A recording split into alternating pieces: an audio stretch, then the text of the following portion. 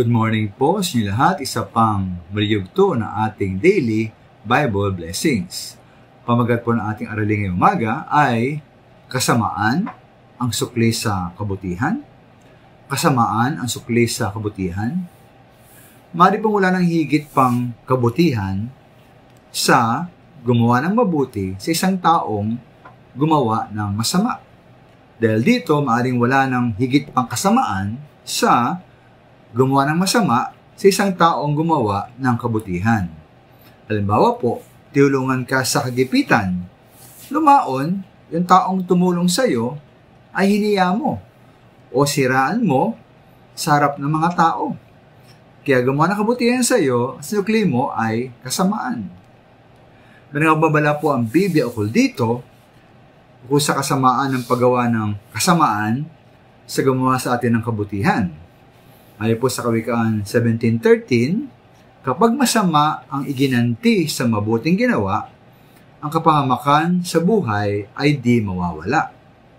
Kaya tayo pityak na paparusahan ng Diyos. Ito pong inamin po ni Haring Saul na ginawa niya kay David. Inamin po ni Haring Saul sa unang Samuel 24:17, sabi roon, at kanyang sinabi kay David, ikaw ay lalong matuwid kaysa akin, sapagkat ikaw ay gumanti sa akin ng mabuti, samantalang ikaw ay aking ginantihan ng kasamaan. Kaya po, tapat nga po naglilingkod si David kay Haring Saul bilang kawan ng Israel.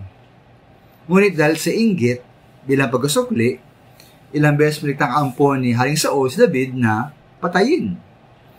At isa lamang ito sa mga kasamaan ng hari, di nagtagal, si Haring Saul po ay namatay.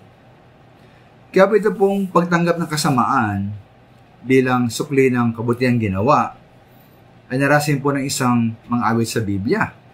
Sabi sa mga awit 1095, sa mabuting ginawa ko, iginanti ay masama. Kapalit ng pag-ibig ko ay galit at alipusta. Yung mga minamahal, nawawag tayong magsukli ng kasamaan sa kabutihang tinanggap natin. At, kabilang banda, huwag tayong magtaka at manghina sakali pong suklian ng mga tao ng kasamaan ang kabutihang ginawa natin sa kanila. Sabay ito nga po mismo nangyari at naranasan po ng ating Panginoon Yesus. Kung tayo po'y tunay niyang alagad, kanya po naranasan ay maaring ating maranasan din. Maraming salamat po.